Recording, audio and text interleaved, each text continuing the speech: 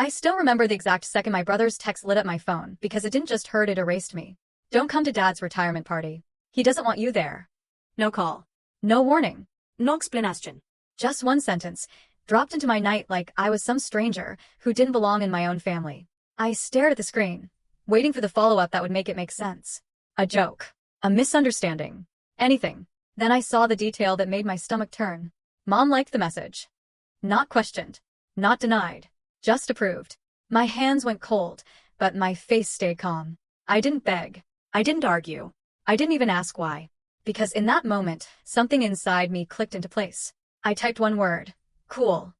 Then I opened my laptop and stopped paying for the venue. People always assumed my family had it together. We were the kind of family that smiled in photos. The kind that posted matching holiday pajamas and wrote captions like, "Blessed beyond words." The kind neighbors waved at from across the driveway because they thought we were perfect. But what nobody saw was what happened behind those photos. Or, more specifically, who made them happen. That was always me. My name is Rachel Carter, and for most of my life, I didn't feel like a daughter. I felt like an unpaid manager, a personal assistant, a human safety net. My dad, Robert Carter, was the kind of man who hated conflict. He didn't argue, he didn't yell, he just disappeared emotionally whenever things got tense. He'd step back, let the storm happen, then walk in afterward like he was the calm one. My mom, Linda, loved things looking proper. She didn't just want a nice family, she wanted the image of one. The kind of woman who would fix a crooked tablecloth before checking if you were okay. And my brother, Jason. Jason was the golden child. If he forgot Mom's birthday, she'd laugh and say, "Oh, that's just Jason being Jason." If I forgot, I'd get a cold stare and a lecture about respect. Jason would roll in late to family dinners like he was doing us a favor by showing up. "Relax," he'd say, tossing his keys on the counter. "Why are you always so intense, Rachel?" And Mom would smile at him like he'd just said something wise.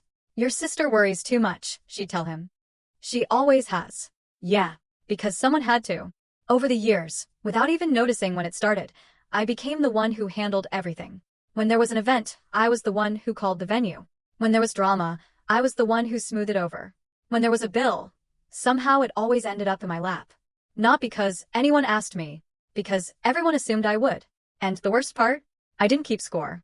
I told myself I was doing it because I loved them. Because family helps family. Because one day they'd realize how much I carried, and they'd finally treat me like I mattered. So when Dad announced his retirement, everyone acted like it was this huge milestone. Mom clapped her hands and said, "We need to celebrate properly." Jason grinned and said, "Big party. Something classy." Dad gave his little tired smile and muttered, "Nothing too crazy." And then all three of them turned to me, without even saying my name. Not with words. With expectation. It was like they silently handed me the clipboard of responsibility and walked away. And just like always I caught it. I nodded and said, "Okay, I'll handle it."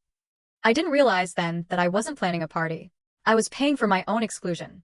If you asked my mom, she'd swear she loved us equally. She'd say it with that polished, confident tone she always used when she wanted something to sound true. "I love both my kids the same," she'd say. "I don't play favorites." But favoritism isn't always loud.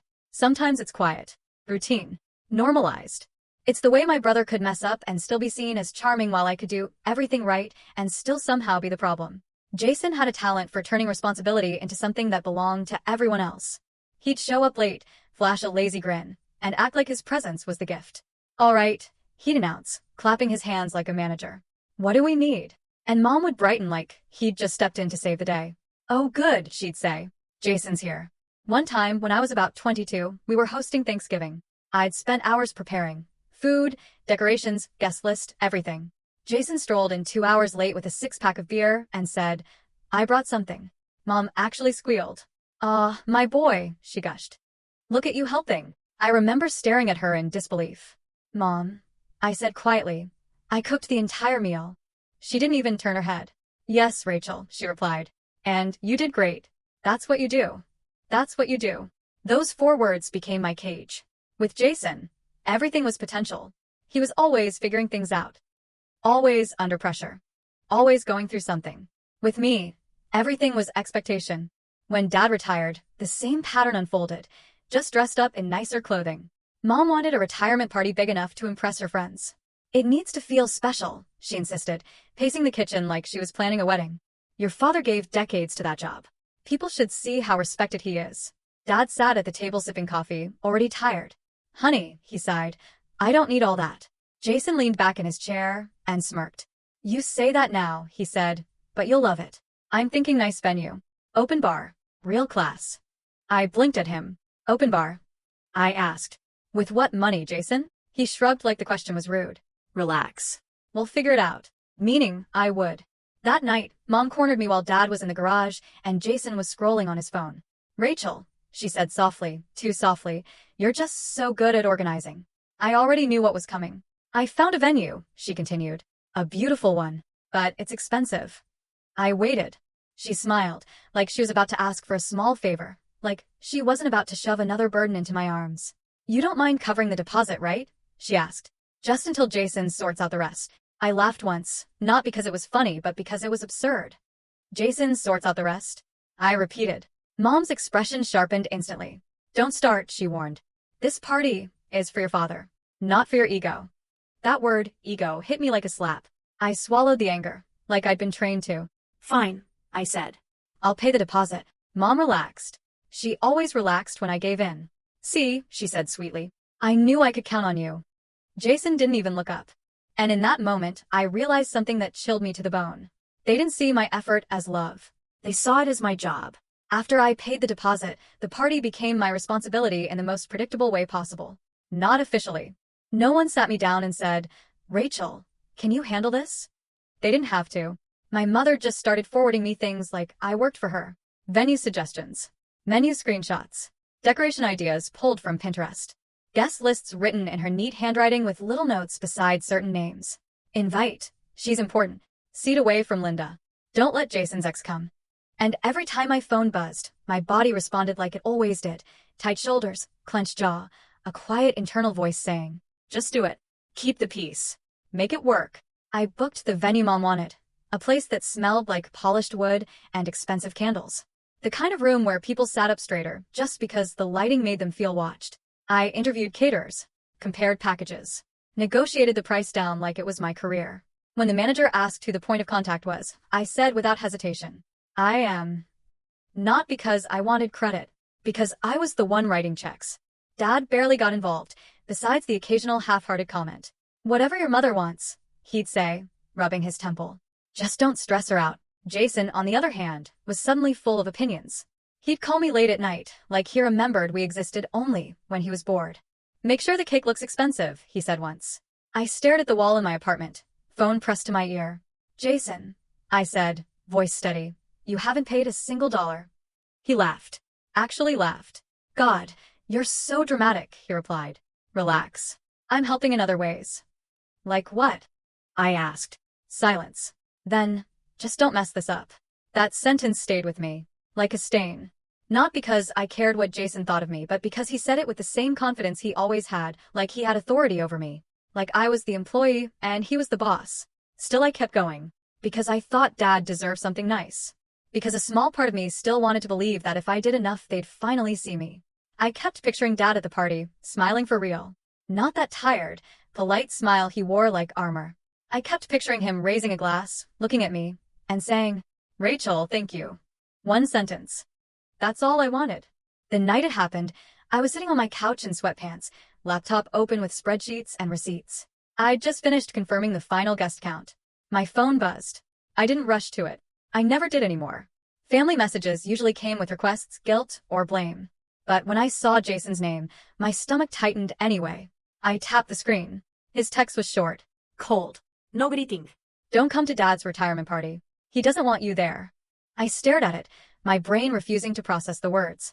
I read it again. And again. I waited for the follow-up. I'm kidding. Dad's just stressed. Mom's mad, but you should still come. Nothing. My fingers hovered over the keyboard as a dozen responses flooded my head. Anger, confusion, heartbreak. But before I typed a single word, another notification slid onto the screen. Not another text. A tiny icon. A reaction. Mom liked the message. I felt my entire body go numb, like I'd been thrown into ice water. Liked. Not who sent this. Not that's not true. Not don't say that to your sister. Just liked. Approved. Stamped. I whispered out loud, barely audible. You're erasing me. And in that moment, the question I'd avoided my whole life finally surfaced. Clear and brutal. Was I family or was I just useful? For a few seconds after I saw that, I couldn't move. Not because I didn't know what to do, but because I finally understood something I'd refused to accept for years. They weren't confused about me. They weren't conflicted. They weren't even guilty. They were comfortable erasing me. My mouth went dry. My heart didn't race like it used to. Instead, I felt clear, like a fog had lifted, and all that was left was the truth. I didn't cry. I didn't throw my phone. I didn't call Jason screaming. I didn't send my mom a paragraph begging her to explain. I simply typed one word. Cool. That was it. Then I set my phone down like it weighed nothing. And I opened my laptop. The venue's confirmation email was still on the screen. Subject line bold, cheerful, almost insulting. We can't wait to host your special event. My hands moved on their own, calm and precise. The kind of calm you get when you've finally stopped hoping someone will love you back. I clicked Manage Booking. The cancellation policy popped up. A bright warning box. Are you sure you want to cancel? I whispered. Yes, I'm sure. I clicked Confirm. The page refreshed. Reservation canceled. A weird satisfaction sparked in my chest. Not joy. Not revenge. Just balance. Like the universe was correcting something it had let go on too long. Next, catering. I found the contract, scrolled past the line items, appetizers, entrees, desserts, and paused at the total. Jason had been demanding classy, while spending exactly $0. I dialed the catering manager. Hi, I said, voice smooth. This is Rachel Carter. I need to cancel the order for Robert Carter's retirement party. There was a pause. Is everything okay? I smiled without humor. No, I said. But cancel it anyway. She hesitated. The deposit. I'm aware. I cut in. Cancel. When I hung up, I stared at the quiet of my apartment. No yelling. No slamming doors. No chows. Just me, clicking undo on everything I'd built like it had never belonged to them in the first place. After the venue and catering were canceled, I went one step further. I stopped payment on the remaining transfers. I disconnected my card from the vendor portal. I removed my name from the billing contact list. Because I knew how my family operated. They didn't just take my money. They took my access to my own life. And for the first time, I refused to leave the door open. That night, my phone stayed silent. No one called. No one checked in. No one asked if I was okay. A younger version of me would have taken that silence as punishment. But this time, it felt like confirmation. They didn't care enough to fight for me. They only cared when something stopped working. The next morning, I woke up almost expecting regret. Instead, I felt light. Still hurt, yes. But not spinning. Not begging. Not negotiating my own worth. Then my phone finally buzzed. A text from my mom. Linda, hey, did you finalize the venue? I haven't seen the updated invoice. No, are you okay? No, Jason said something weird. No, what happened? Just an invoice. I stared at the screen, my jaw tightening. I didn't reply. A few minutes later, another message appeared. Jason, Rachel, stop being petty. Dad's party is next week. Don't do this. I blinked. Don't do this. Like I had started the fire. Like I had written the message.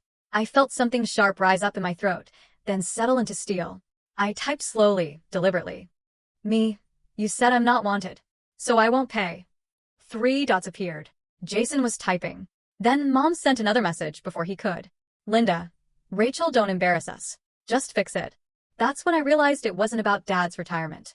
It was about control. And they were about to learn what happens when the person holding everything together finally lets go. The day of Dad's retirement party arrived like a storm you can see from miles away. I woke up early out of habit, my body still trained to fix problems that weren't mine anymore. For a second, I reached for my phone to check confirmations, schedules, last-minute calls. Then I stopped. There was nothing to check. Because there was no venue. No catering. No carefully curated timeline. I sat on the edge of my bed and let the silence sink in. It didn't feel empty. It felt clean. Like I'd finally stepped out of a room where everyone had been shouting over me for years. Megan, my best friend, called around 9. You okay? She asked immediately. No fake cheerfulness. No agenda. I swallowed. Ai fine. She didn't buy it. Rachel, are you sure you want to stay home today? I stared at my window, the pale morning light spilling in like permission. I'm not staying home, I said. I'm just not going there. So, I drove somewhere else. A little coffee shop across town where nobody knew my last name. No family friends. No nosy neighbors. Just quiet music and strangers minding their own business. I ordered a latte, sat in the corner, and put my phone face down on the table. For a while, it stayed silent. Then at 11:17 a.m., It started. One buzz. Then another. And another. I didn't even need to flip it over to know who it was. Jason. Mom. Dad. Unknown numbers, probably extended family, already confused and searching for the missing organizer like a lost employee. I exhaled slowly and kept my phone face down, because for once I wasn't going to save them. At 1:03 p.m., my phone finally lit up with a message I couldn't ignore. It was from my cousin Emily. Emily, Rachel, please tell me you're okay. A second message came right after. Emily, I'm not trying to start drama, but you need to see this. Then she sent a photo. I stared at it for a long moment. The party wasn't at the venue. It was in my parents' garage. The garage. Folding chairs lined up unevenly like a rushed church meeting. A cheap plastic banner drooped across the wall. Happy retirement, Robert. But half the letters were curling away, like they wanted to escape. A tray of supermarket cupcakes sat on a wobbly table beside a stack of paper plates. And in the middle of it all, standing like a frantic actor trying to finish a play after the set collapsed, was Jason. He was holding a store-bought cake like evidence. Like he could show people sugar and frosting and somehow make them forget they'd been invited to something classy. I felt something inside me twist. Not satisfaction. Not yet. It was more complicated than that. Because even though they deserved consequences, part of me still couldn't believe they had let it get this far. That they had truly assumed I'd come crawling back. My phone buzzed again. I flipped it over. Jason calling. I ignored it. He called again. And again. Then Mom. Then Dad. Then a number I didn't recognize. Probably one of my mom's friends. The one she cared about more than she cared about the truth. Finally, I got a text from Dad. Dad. Rachel. Where are you? I stared at that line until my eyes burned. Not are you okay? Not what happened. Just, where are you? Like I was the missing tool. Then Jason texted.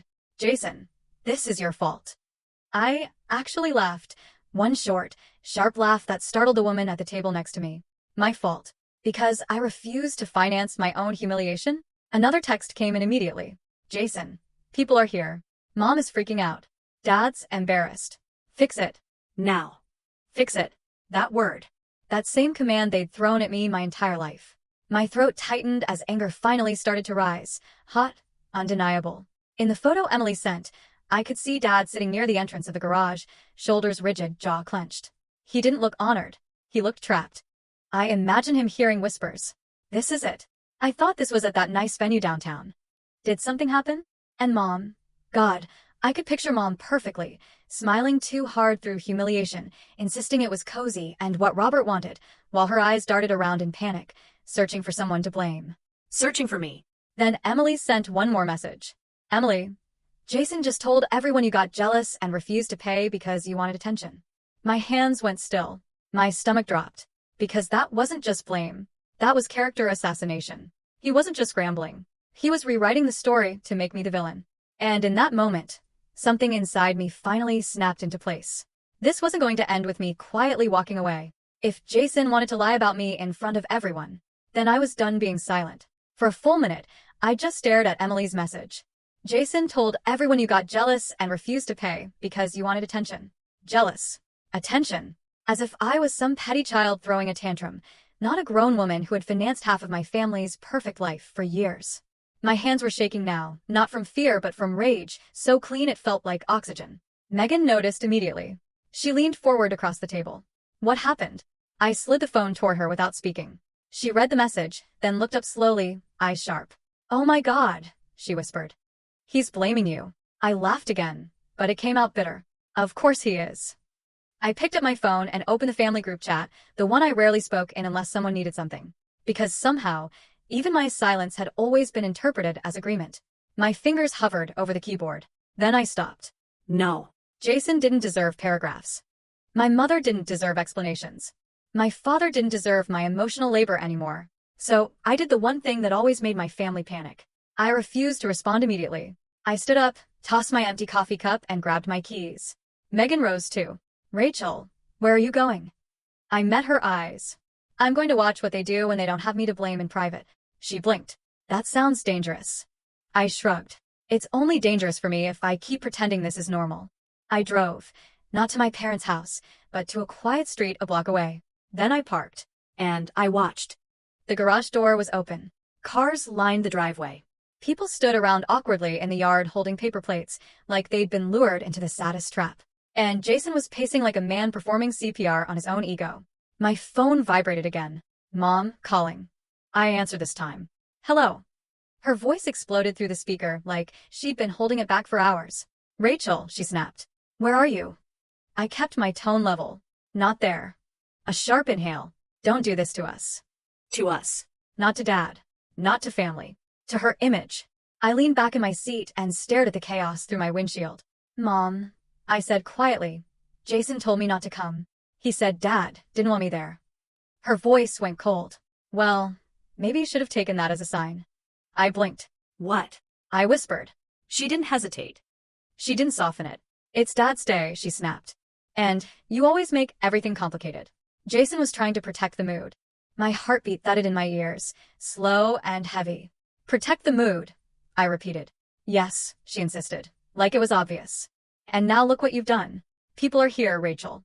They're asking questions. Your father is embarrassed. I gripped the steering wheel so hard my knuckles went white.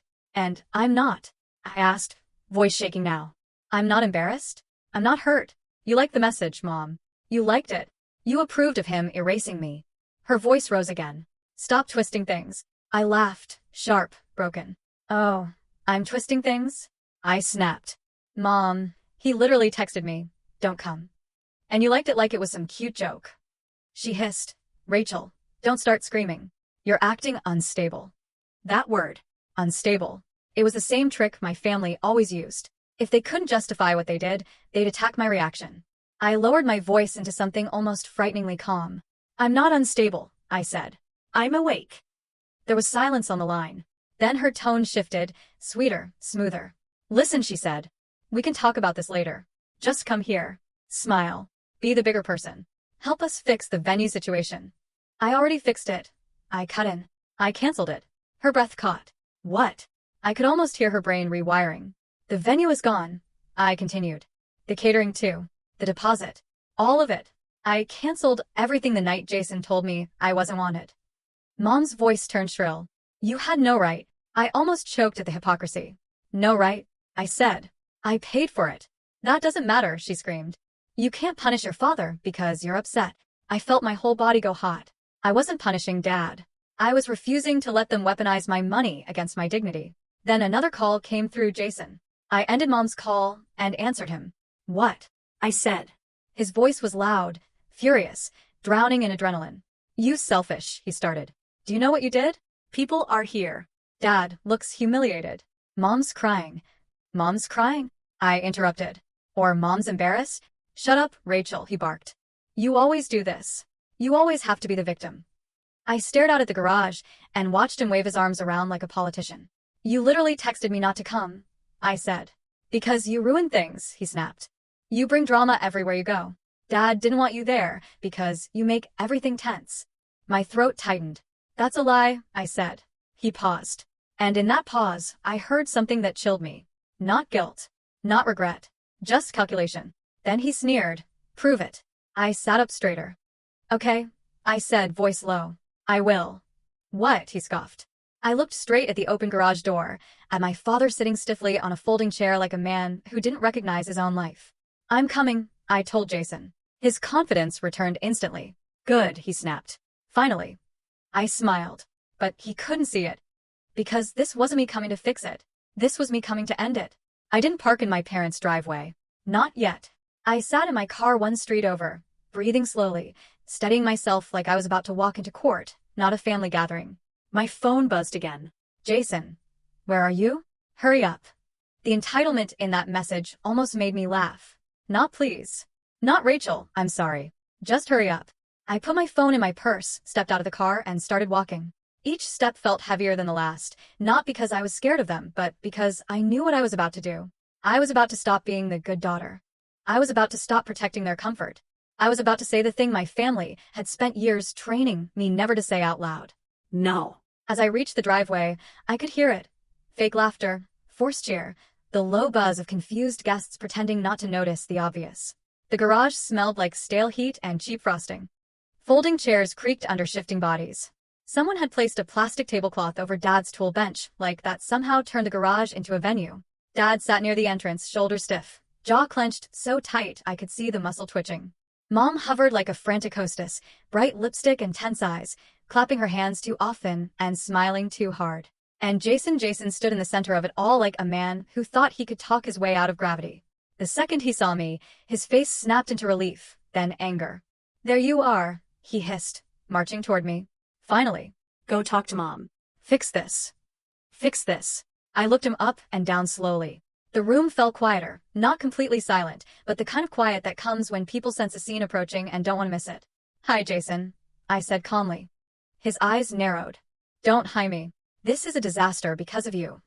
I held up a hand. Not loud. Not dramatic. Just final. "No," I said. He blinked. "What?" I walked past him. Straight toward my father. Mom's smile froze the moment she realized I wasn't here to play along. "Rachel," she called brightly. Too brightly. "Sweetheart. You made it. Thank God." Come, sit. I didn't stop. I didn't smile back. I reached Dad's chair and stood in front of him. His eyes lifted to mine. He looked tired. Older than I remembered. Not the strong, respected retiree Mom wanted people to see. Just a man who seemed confused about how his life had ended up in a garage. "Dad," I said quietly. He swallowed. "Rachel." That single word almost broke me, because there was something in his voice that wasn't anger. It was regret. Jason cut in immediately, loudly, as if he needed to keep control of the narrative. "She's here now," he announced to the room. "Everything's fine. Rachel just." I snapped my head toward him, my voice slicing clean through the air.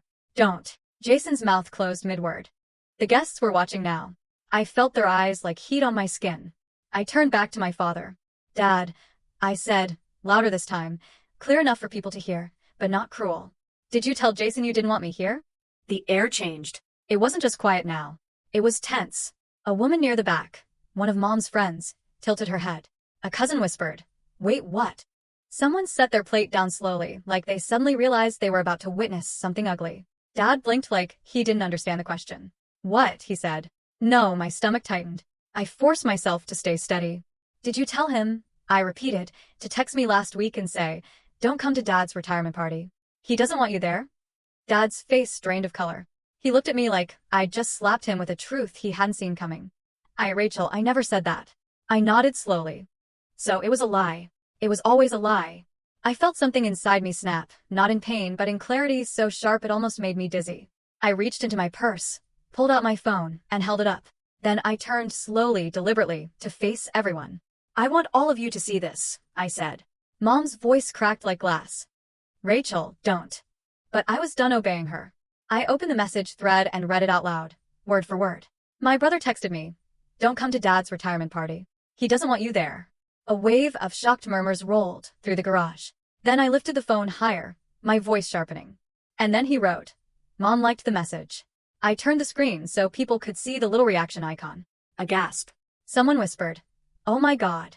Mom stepped forward, hands trembling, voice frantic. "That's not what it looks like." I didn't even look at her. Instead, I looked straight at Dad again. "I didn't argue," I said. "I didn't beg. I didn't ask why I was suddenly unwanted. I replied one word. I swallowed hard." "Cool." Jason lunged toward me, his face red. "You're twisting everything," he snapped. "Dad didn't say it because what?" I demanded, finally letting the anger through.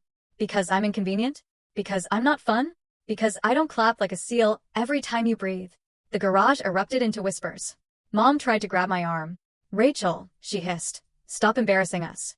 I yanked my arm away so fast she stumbled. "Embarrassing you?" I repeated, loud enough that the whole room heard it. "Mom, you erased me." In one click. Dad stood up slowly, his chair scraping the concrete floor. "Linda," he said, voice low and dangerous. "You liked it?" Mom's eyes darted. "It was just, Robert, I didn't mean." "You liked the message saying my daughter wasn't wanted," Dad repeated louder now. Jason tried to recover, throwing his hands up. "This is ridiculous," he barked. "She's doing this because she wants attention. She's always like this. She always has to make it about herself." I turned on him like fire. "You want to talk about attention?" I shouted. Fine. I stepped forward until we were only a foot apart. "You've been calling this party classy, Jason. Big. Special. You've been acting like you planned it." Jason smirked, desperate to regain his footing. "Yeah," he said. "Because I did." I laughed, sharp, brutal. "No," I said. "You didn't. Then I pulled out a stack of printed receipts. Yes, I printed them. Because I knew words could be denied, but paperwork couldn't. I held them up like proof in a trial. I paid for the venue, I said. I paid the deposit. I paid for the catering consultation. I paid for the decorations that never arrived because I canceled them. I flipped pages. And I can prove it. Every payment came from my account. Jason's smirk cracked. Mom hissed, "Rachel, stop." Dad stared at the receipts like he'd been punched. "Rachel," he whispered. "You paid for all this?" I didn't even blink. "Yes," I said. Because someone had to. Then I looked at the room. At the guests. At the people holding paper plates and awkward smiles. "And here's the part none of you know," I said, voice trembling now not with fear, but with years of pain finally being allowed to exist. I didn't cancel the party, because I was jealous. I inhaled, and my voice rose. I canceled it because I was told I wasn't wanted after I built it. After I paid for it. After I carried this family like an unpaid employee for my whole life. Jason's face turned venomous. "You're lying," he spat.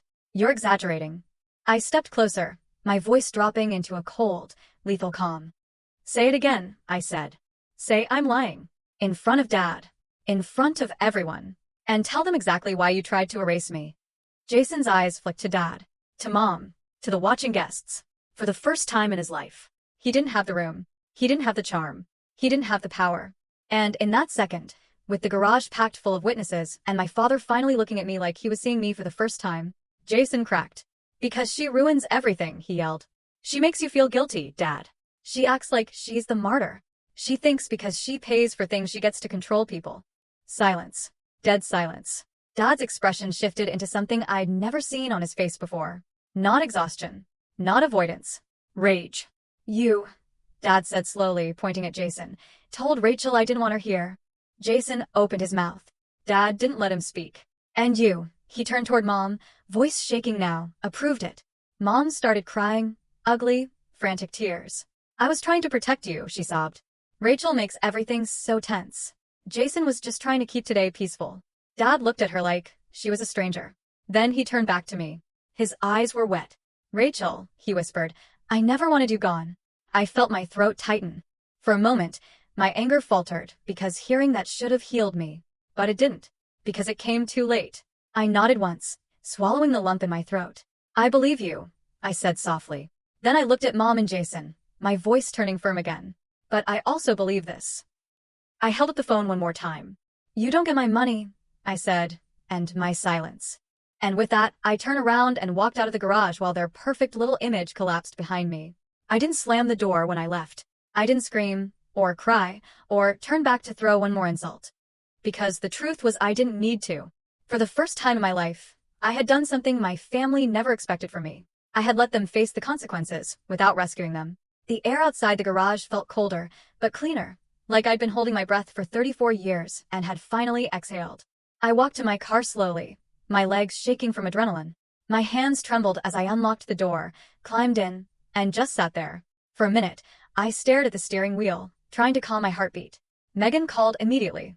"How did it go?" she asked carefully. I swallowed hard. My voice came out softer than I expected. "I didn't fix it," I said. There was a pause. Then Megan let out a breath, almost proud. "Good," she said. "You shouldn't have to." That was when the tears finally came. Not dramatic. Not loud. Just silent tears slipping down my cheeks as the reality hit me. I hadn't just confronted them. I had separated myself from them. And that kind of freedom is terrifying at first because it means you stop living for other people's approval. I drove home with the windows cracked, letting cold air bite at my skin like a reminder that I was still real. Still here. Still standing. My phone buzzed the whole drive. I didn't answer. Not Mom. Not Jason.